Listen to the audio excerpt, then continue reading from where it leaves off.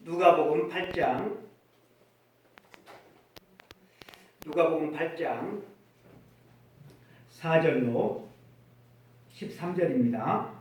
누가복음 8장 4절로 13절 말씀까지 우리 다 함께 합독하시겠습니다. 시작. 각 동네 사람들이 예수께로 나와 큰 무리를 이루니 예수께서 비유로 말씀하시되 씨를 뿌리는 자가 그 씨를 뿌리러 나가서 뿌릴새 더러는 길가에 떨어지매 공중의 새들이 먹어버렸고 더러는 바위 위에 떨어지매 싹이 났다가 습기가 없으므로 말랐고 더러는 가시떨기 속에 떨어지매 가시가 함께 자라서 기운을 막았고 더러는 좋은 땅에 떨어지매 나가서 100배의 결실을 하였느니라. 이 말씀을 하시고 외치시되 들을 귀 있는 자는 들을지어다. 제자들이 이 비유의 뜻을 물으니 이르시되 하나님의 나라의 비밀을 아는 것이 너희에게는 허락되었으나 다른 사람에게는 비유로 하나니 이는 그들로 보아도 보지 못하고 들어도 깨닫지 못하게 하려 함이라. 이 비유는 이러하니라. 씨는 하나님의 말씀이요 길가에 있다는 것은 말씀을 들을 자니 이에 마귀가 가서 그들이 믿어 구원을 얻지 못하게 하려고 말씀을 그 마음에서 빼앗는 것이요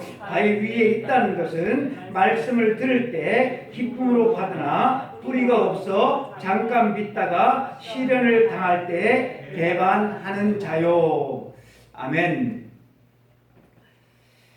오늘 우리가 읽은 이 말씀을 가지고 바위 위에 떨어진 씨라라고 하는 제목으로 하나님의 말씀을 증거할 때 하나님께서 주시는 큰 은혜가 있기를 바랍니다. 아멘. 우리나라를 포함해서 세계 따뜻한 나라하면 어느 지역이든지 잘 자라는 황무지에서도 사막 같은 그런 황무지에서도 아주 잘 자라는 포아풀이라는 그 벽과 식물이 있습니다. 여러분들 그 주보에 그 주일 오후 예배 때 제가 이렇게 사진을 실어놨죠. 사진상으로 보면 여러분들이 이 풀이 보긴 봤는데 어떻게 생긴 풀인지 그냥 나가면 쉽게 볼 수 있는 들풀입니다. 우리나라 어디서나 척박한 곳 어디서나 쉽게 자라는 잘 자라는 정확한 이름은 포아풀이라고 하고 우리가 그냥 들풀이라고 하는 그런 풀이 있습니다. 이 포아풀은 아주 척박한 땅에서도 꿋꿋하게 잘 자라는 식물인데 키가 약 한 50cm 정도 된다고 그래요. 자라는 한 50cm 더 이상 자랄 수도 있지만 50cm 정도 자라고. 그런데 이 뿌리에 잔뿌리까지 이렇게 잔뿌리를 이렇게 다 잘라가지고 이렇게 재면 이 포아풀의 뿌리의 길이가 무려 600m나 된다고 그래요. 아주 척박한 토양에서도 생명력을 굳세게 유지하고 잘 자라날 수 있는 그 이유는 그 비결이 바로 이 뿌리에 있다고 그래요. 높이는 50cm 정도 자랐는데 뿌리는 그 전체 길이가 600m나 된다고. 그러니까 아주 넓게 그리고 깊이 뿌리가 뻗기 때문에 아주 그 열악한 척박한 그 환경에서도 그 생명력을 유지할 수가 있다고 그럽니다. 그런데 반면 말이에요. 많은 사람들이 좋아하는 이 꽃이라고 하는 것은 앞에도 이렇게 꽃이 있지만 이 꽃은 아름답죠. 그런데 이 아름다움이 오래가지 못하고 금세 시들어버리고 맙니다. 꽃은 이렇게 피어 있을 때는 아름답고 또 보는 이들에게 큰 기쁨과 감동을 선사하지만 그러나 이 아름다움, 그 향기는 그렇게 오래가지 않습니다. 우리는 이 모든 사실을 다 알고 있어요. 성경은 한 번도 우리에게 이렇게 해라, 이렇게 해라, 이런 사람이 되라, 그렇게 우리들에게 요구를 하고 있지만 성경은 한 번도 우리에게 꽃이 되라고 말한 적은 없습니다. 사람들은 다 한결같이 이 아름다운 꽃, 사람들이 좋아하는 꽃이 되기를 바라지만 하나님은 우리를 하나님의 형상대로 그렇게 창조하신 그 하나님은 우리에게 너희는 꽃이 되라 라고 말하지 않는다는 사실입니다. 왜 그럴까요? 왜 그럴까요? 꽃에는 생명력이 없기 때문에 그래요.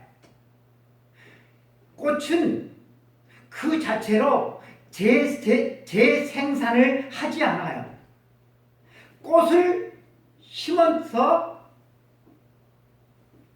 꽃이 피는 경우는 없어요.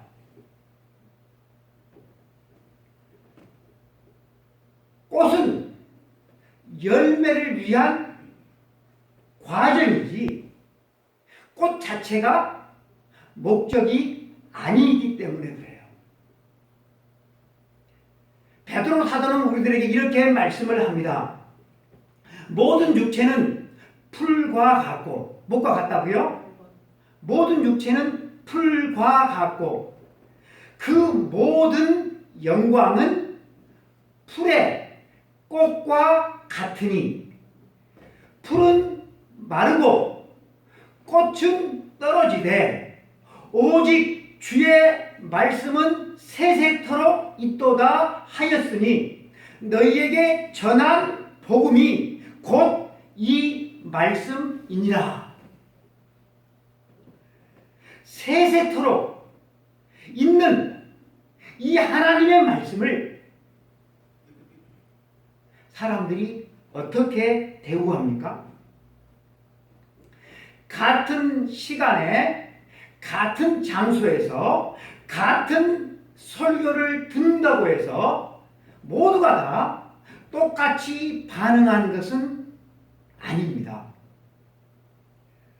주님은 씨 뿌리는 비유를 통하여서 청중들이 네 종류의 사람이 있음을 우리들에게 가르쳐 주셨습니다.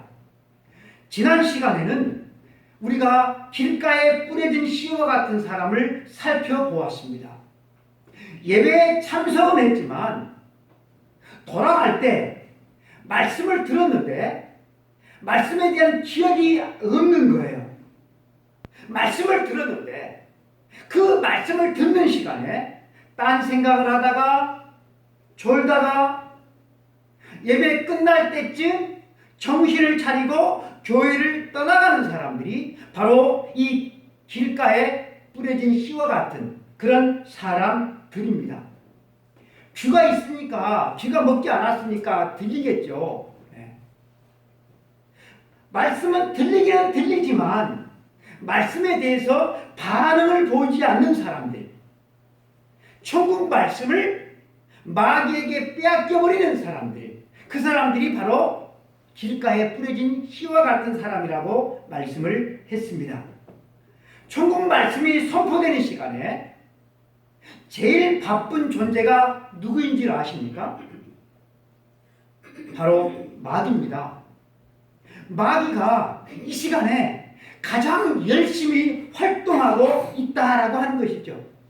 복음을 듣고 그래서 믿어서 구원을 받지 못하도록 마귀가 얼마나 이 시간 열심을 내고 있는지 몰라요. 우리 눈에는 보이지 않지만 비 오는 날이라고 마귀는 쉬는 날이 없어요. 휴일이라고, 바쁜 날이라고, 관광철이라고 마귀가 결승하는 날이 없어요. 우리는 이런 일 저런 일 때문에 우리가 주일을 범하는 경우는, 주일에 나오지 않는 경우는 있어도 여러분 이 마귀가 결석하는 주일은 한 주일도 없어요. 그러므로 여러분 우리는 이렇게 길가에 뿌려진 씨앗처럼 마귀에게 빼앗겨버리는, 천국 말씀을 듣고서 마귀에게 빼앗겨버리는 그런 사람이 되지 않도록 우리는 깨어 있어야 한다라고 하는 거예요. 이 시간 참여하지 않고 세상 가운데서 지금 뭐하고 있는지는 모르지만 그들은 마귀와 싸워보기도 전에 이미 기권한 사람들이에요. 얼마나 안타까운 사람들인지 몰라요. 씨 뿌리는 자가 씨를 뿌리는데 다 이 씨가 길가에 뿌려지지는 않아요.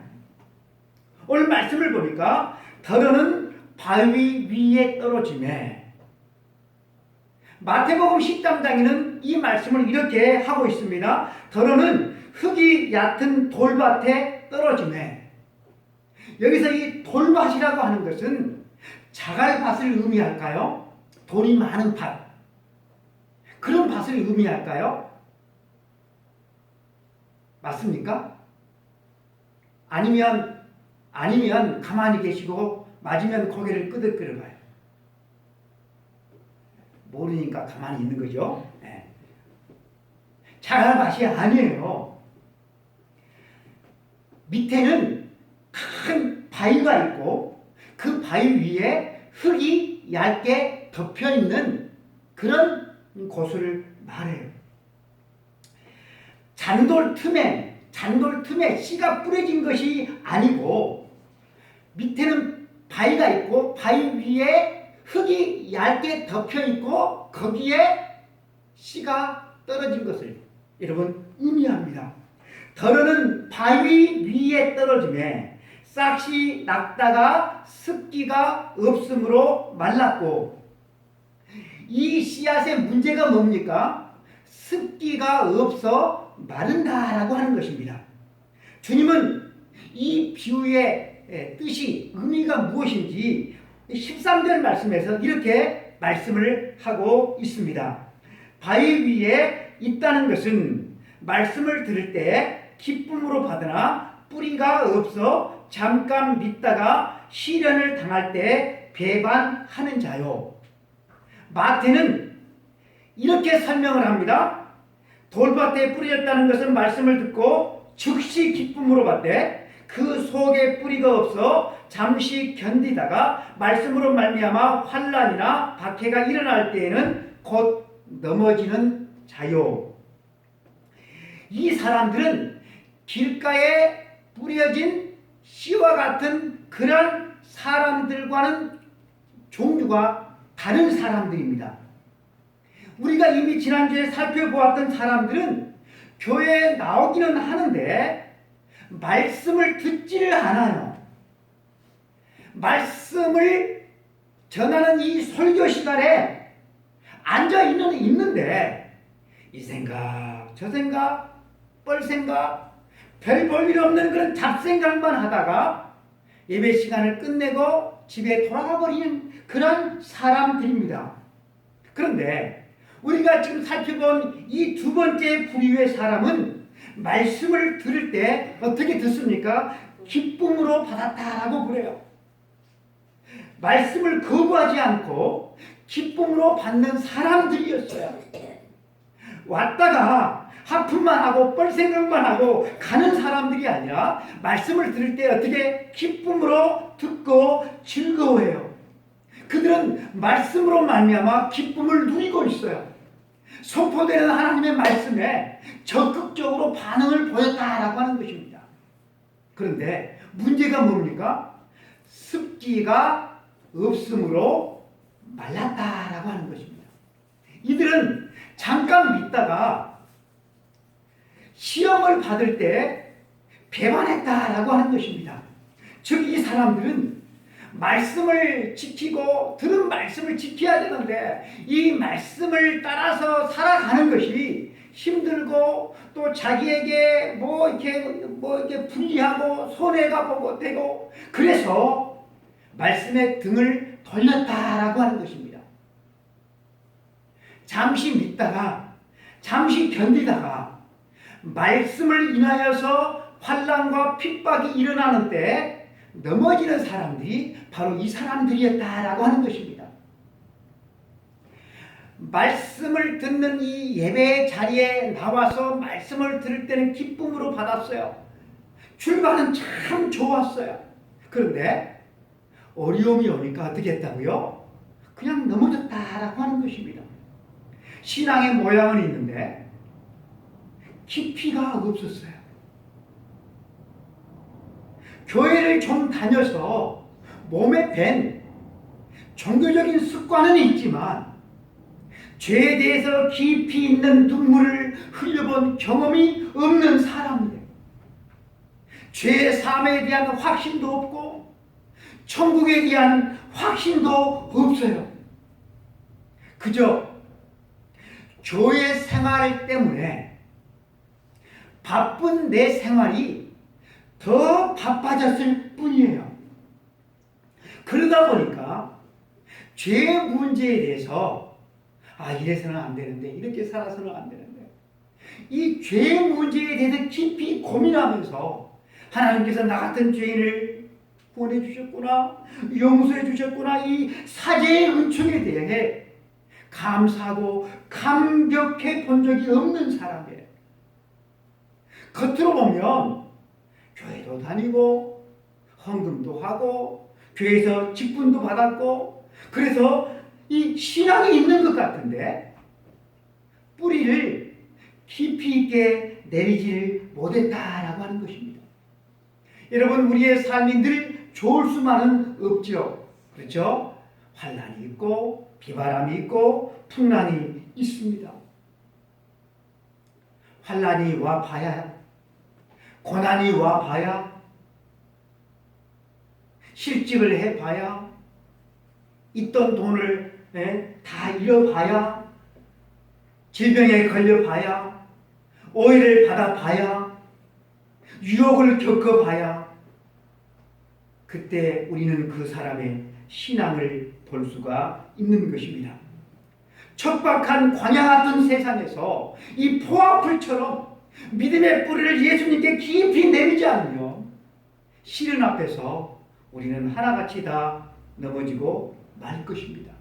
여러분, 우리 육신은 본질적으로 하나님의 뜻을 막 추구하고 하나님께서 기뻐하시는 것을 막 하려고 하는 그런 사람, 영적인 것을 추구하는 그런 인생이 아니라 우리는 본질적으로 육적인 것을 추구해요. 세상적인 것을, 세상에서 편한 것을 우리는 추구하게 되어 있어요. 그러다가 여러분, 어려움이 생기면 우리는 넘어지고 마는 것입니다. 힘든 상황 앞에서, 나의 유익 앞에서, 그때 진리냐 비진리냐 이것이 의미가 없어진다라고 하는 것입니다. 진리임을 알면서도 나에게 불리하면 그것을 헌신자처럼 버려버리고, 비진리라도 그것이 나에게 유익이 되고 내가 원하는 것이면 그것을 취하는 것이, 그것이 일반적인 사람들의 태도라고 하는 것입니다. 이렇듯 오늘 본문은 이 진리의 말씀으로 인하여서 환난과 핍박이 올 때 등을 돌리고 마는 그런 사람들에 대해서 우리들에게 알려주고 있습니다. 믿어봐야 별 수 없더라. 자녀들이 뾰족하게 잘 되는 것도 아니고, 신통하게 일이 잘 해결되는 것도 아니고, 오히려 교회 가서 말씀을 드리니까 부담만 더 늘어가더라 라고 말하면서 교회를 떠나가는 사람들이 참 많이 있습니다. 믿다가 계속해서 그 믿음을 지키고 다른 사람들을 전도해서 그들의 영혼을 구원시키는 그런 사람들이 많아져야 될 텐데, 믿다가 쉽게 돌아서는 사람들이 너무나도 많아지고 있다라고 하는 것입니다. 왕년에 교회 안 가본 사람들이 있어?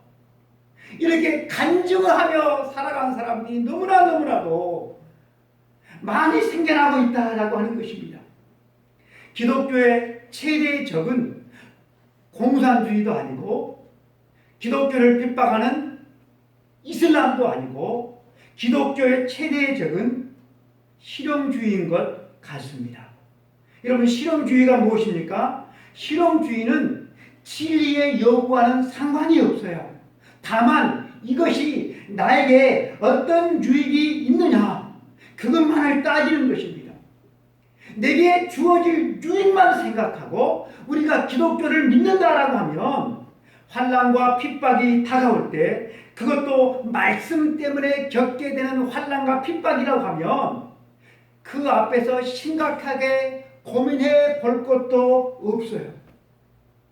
환난과 핍박이라고 해서 막 엄청난 폭풍 같은 그런 커다란 시련이나 어려움일 거라고 사람들은 생각하지만 그게 아니에요. 여러분, 우리는 환난이라고 하면 어떤 생명의 위협을 받는 큰 것만 생각을 하는데, 우리가 받는 환난은 그런 것 없어요. 우리는 어떤 어려움을 겪습니까? 어떤 시험을 겪습니까? 작은 이익 앞에서, 작은 쾌락과 즐거움 앞에서 그것 버리고 내가 하나님의 뜻을, 말씀을 따를 것인가 라고 하는 거예요. 어려움 앞에서 거짓으로 이 위기를 모면하지 아니하고 손해를 봐도, 사람들이 손가락질을 해도 정직하게 그 어려움을 돌파할 것인가 말 것인가? 우리들에게는 여러분 그런 시련이 있다라고 하는 것입니다. 대부분 이런 거예요. 우리 신자들이 환난이나 박해가 너무 크기 때문에, 여러분, 우리가 시험 앞에서, 환난 앞에서 넘어지는 것입니까? 아니에요. 하나님이 우리들에게 뭐라고 말씀하셨어요? 우리가 감당할 시험을 준다고 그랬어요? 주지 않는다고 그랬어요. 그런데 여러분, 왜 무너지는 것입니까? 오늘 주님이 말씀을 하십니다. 뿌리가 깊게 내리지 못해서, 그래서 말라진다라고 말씀을 합니다. 뿌리를 내리지 못하게 하는 바위. 여러분, 이 바위가 무엇을 의미합니까? 바위가 무엇을, 내 믿음을 자라지 못하게, 내가 신앙의 열매를 내가 얻지 못하게, 이 바위가 무엇을 의미합니까? 바로 세상을 더 사랑하는 마음이에요. 세상을 더 사랑하는 마음은 하나님과 여러분 원수가 된다고 그랬어요. 돈을 하나님보다 더 사랑해요. 돈을 사랑하는 것은, 그것은 일만하게 뿌리가 된다고 그랬어요. 하나님보다, 말씀보다 돈을 더 믿고 더 의지하고, 그것이 여러분 우리의 믿음이 깊이 뿌리질 내리지 못하게 하는, 여러분, 바위다라고 하는 것입니다. 또 있어요. 육신의 정욕과 안목의 정욕과 이생의 자랑이 바로 바위입니다. 바위. 우리가 신앙생활을 처음에 시작할 때는 기쁘고 즐겁고 뭐가 그냥 잘 되는 것 같아요. 은혜가 있어요. 감격이 있어요.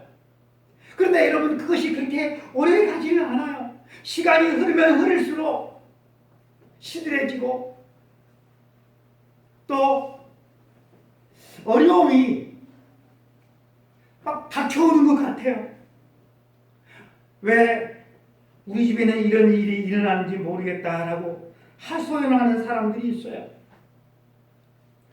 왜 우리 자녀들이 말썽을 부리는지 모르겠다 하소연하는 사람들이 있어요.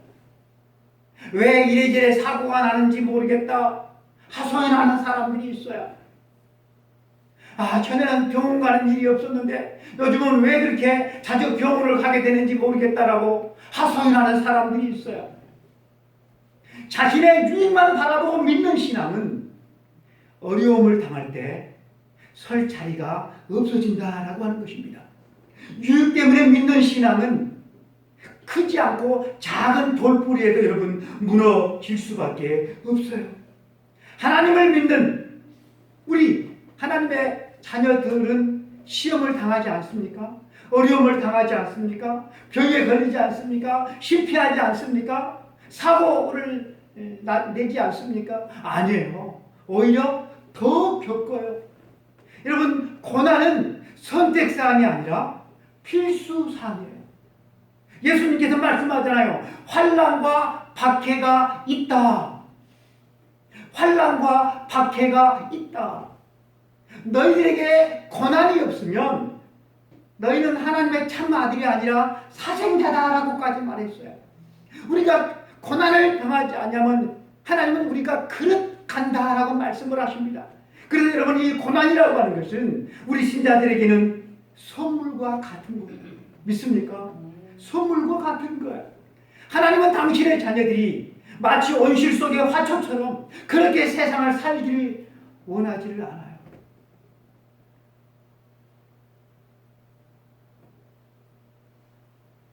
우리 애들이 학교를 다닐 때 학자금 대출을 받았어요. 네.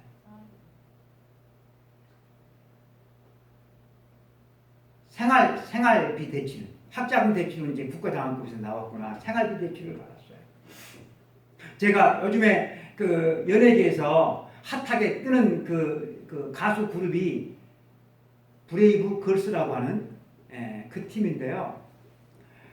그 팀이 텔레비전에 나와서 이렇게 그 말하는 것을 들었는데, 그 대표인 그 유정이라고 하는 가수는 8년 만에 대학을 졸업했다네. 8년 만에.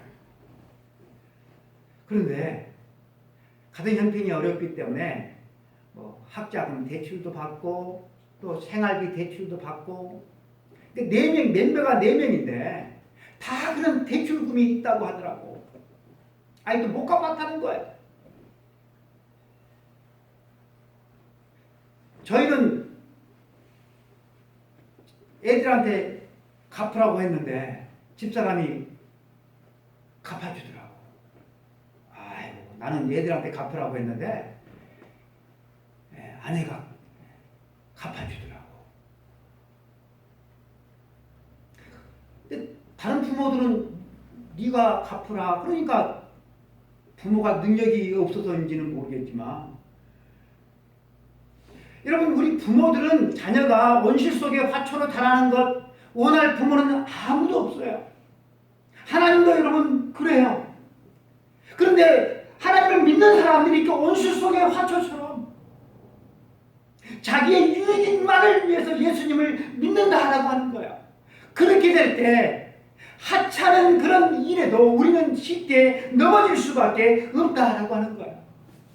교회를 다니면 예수님을 믿으면 일이 좀 잘 풀리고 혜택도 좀 있고, 그리고 또 뭐 이렇게 행복한 일만 생길 줄 알았는데, 그런데 웬걸 예전보다 더 어려워진 것 같아요. 그리고 교회에서는 이래저래 부담만 주는 것 같아요. 세상에나 금식하라고 광고해놓고 헌금해야. 아이고, 본 적도 없는 사람들을 위해서 집에서 입지 않는 옷, 아무리 아까운 옷이라도 그들을 위해서 다 가지고 오세요 라고 제가 여러분들에게 말할지도 모르겠어요. 가진 것을 다 팔아서 가난한 사람들한테 다 나눠주고, 그리고 교회 나오십시오 라고 말할지도 모르겠어요. 희생한 만큼 내 이름이라도 좀 나면, 내 이름을 좀 내기 위해서 그래도 좀 할까 말까인데, 여러분, 교회에다가 헌금 냈다고 이름이 납니까? 이름 나는 것도 아니잖아요. 그러니까 이래저래 부담만 늘어가는 거예요. 여러분, 우리가 믿는 하나님은 여러분들이 먹고 입고 쓰는 것, 이거 다 주시는 하나님이심에 틀림이 없습니다.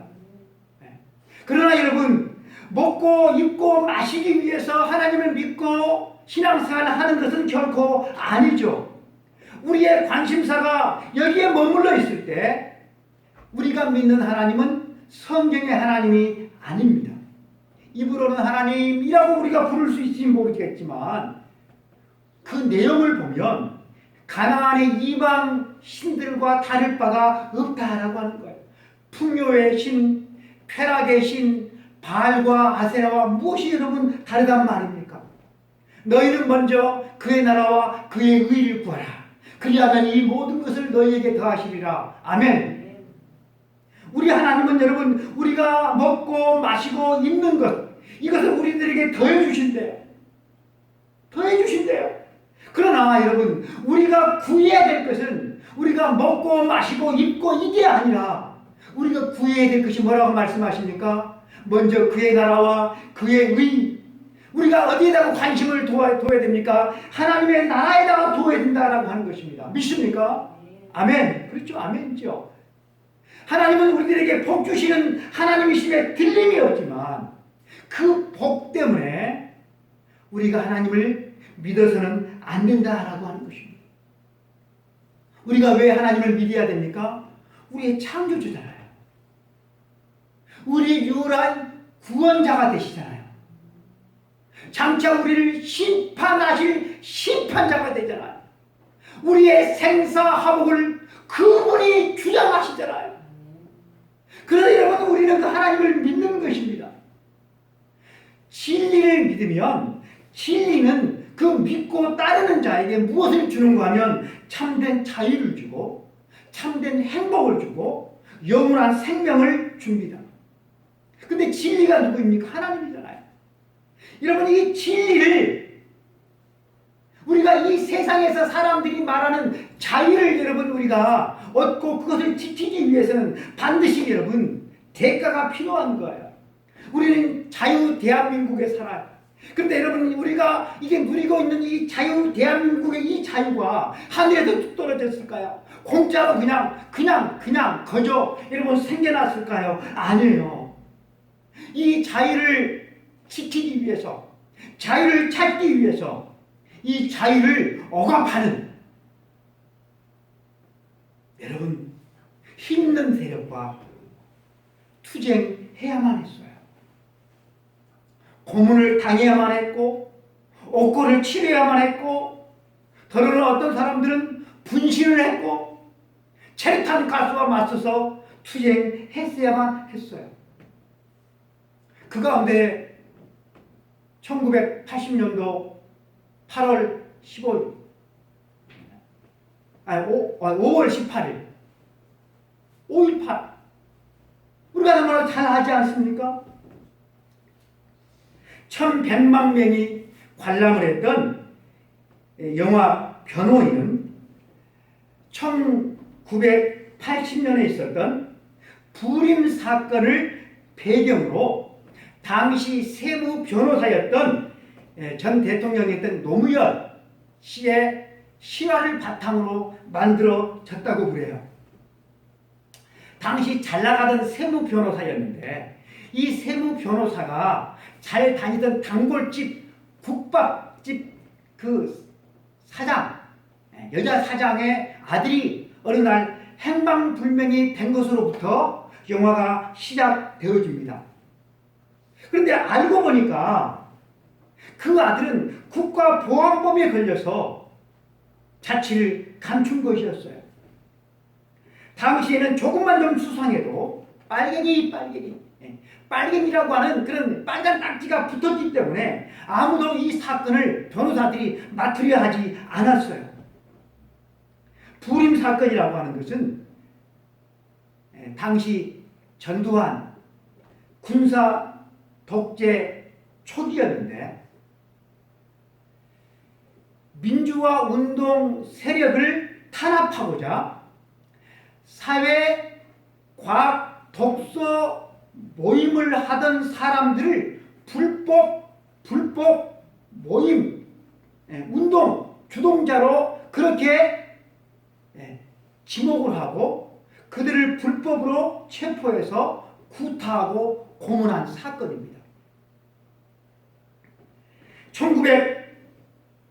1980년대 이 국밥집 이 아들이 독서 모임을 하다가 잡혀갔는데 이 아들이 읽었던 책이 무엇인가 하면 E.H. 카의 역사란 무엇인가 라고 하는 책이었대요. 역사란 무엇인가? 역사란 무엇인가 라고 하는 이 책이 내 책가방에서 발견되기만 해도 당신은 잡혀 들어갔어요.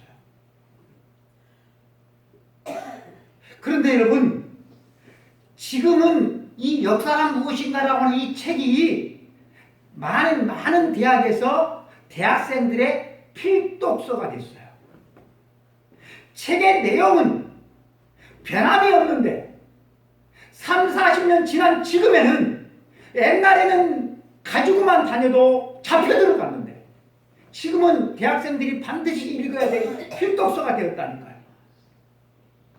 여러분, 우리가 누리고 있는 이 자유를 위해서 지금도 세계 여러 나라에서 투쟁을 벌이고 있어요. 뉴스에 나오는 지금 미얀마 사태가 그래요. 자유를 위해서 투쟁을 벌이고 있어요. 여러분, 소중한 것을, 그것을 여러분 얻고 그것을 지키기 위해서 반드시 여러분 대가를 지불해야만 되는 거예요. 진리를 위해서는 더더욱 그렇습니다.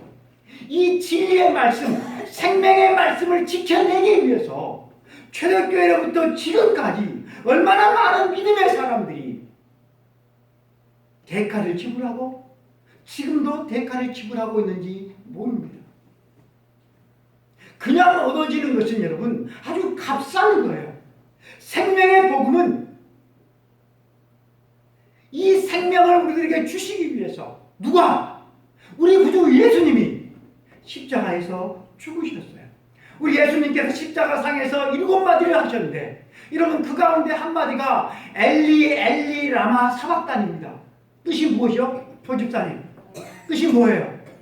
나의 하나님 어찌하여 나를 버리십니까? 라고 하는 겁니다. 그 의미를 여러분 아십니까? 그 의미, 오직 세상의 쾌락, 세상의 자랑, 세상의 영광, 그것만을 위해서 하나님이고 뭐고 그 소용이 없어.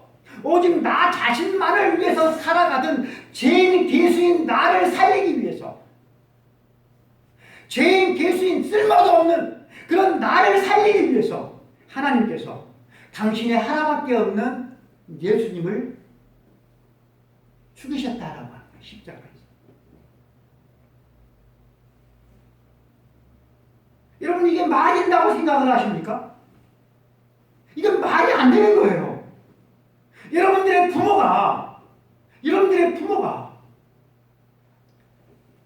거지한테 준다고 어렵게 장만한 집을 팔라고 한번 해보세요. 집 아니고 적금 하나 깨라고 한번 해보세요. 부모님 말씀 순종할 수 있겠어요? 우리 근무 집사님. 예? 집도 아니고 생명도 아니고 단돈 100만 원만 내라고 해도 줄 사람이 누가 있겠냐고 하는 것이죠. 저희 딸내미가 오래전에 엄마 아빠는 자기를 차별했다고 하더라고. 가만히 집사람이랑 둘이 생각했거든요. 차별한 적이 없는 것 같은데 그렇게 그저 이렇게 자기가 그렇게 생각이 든 거죠.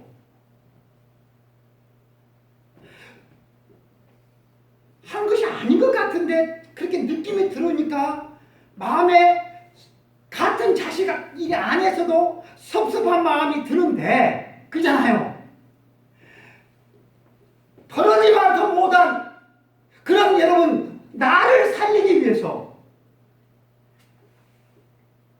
아버지가 독생자 아들을 십자가에서 죽일 때 예수님께서 하신 말씀이 나의 하나님 어찌하여 나를 버리십니까? 라고 하는 뜻이에요. 여러분, 우리가 구원받은 게 공짜입니까? 거저 받았습니까? 아니에요. 진리를 얻고 지키기 위해서 여러분 공짜는 없어요. 말씀으로 사는 것은 여러분 말씀을 듣는 것만큼 쉽지 않아요. 기쁨으로 말씀을 들었다고 여러분 기쁨으로 말씀을 지키는 줄 아십니까? 절대로 그렇지는 않아요. 말씀을 지키는 것은 어려워요. 특별히 말씀으로 인하여서 핍박과 환난을 당할 때 그 속에서 여러분 말씀을 지키는 것 쉽지 않습니다. 목사는 목사대로 적당히 타협하고 싶은 그런 유혹을 느낄 때가 있습니다.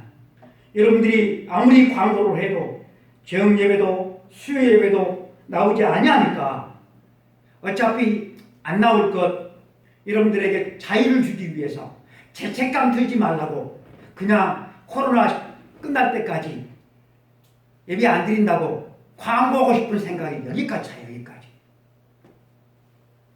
저도 예배 안 드리면 얼마나 편하겠어요. 저희 교회는 당회가 없어요. 당회라고 하는 것은 장로님이, 우리는 대한예수교 장로교회잖아요. 그러니까 장로님이 있는 교회를 당회라고 그래요. 그 당회가 있을 때 그 교회 목사님이 이제는 어때요? 그 시찰이나 노예에 가서 좀 이렇게 역할을 감당하면서 그렇게 활동할 수가 있어요. 제가 우리 노예 안에 목사님들이 180여 명 되는데 제 그 목사의 서열이 32번째인가 돼요. 이제는 이제 노년으로 이렇게 이제 들어가요. 그럼에도 불구하고 당회가 없기 때문에 내 위치에 맞는 그런 역할을 하지를 못하고 있어요. 다른 교회에도 그래서 장로감이 아닌데 장로를 세워요. 또 장로를 겨우 한 사람 정도밖에 세우지를 못하는데 장로 한 사람을 세우려면 세례교인이 25인 이상이 있어야 돼요. 그러니까 두 사람을 세우려면 세례교인이 50명 이상 있어야 되거든요.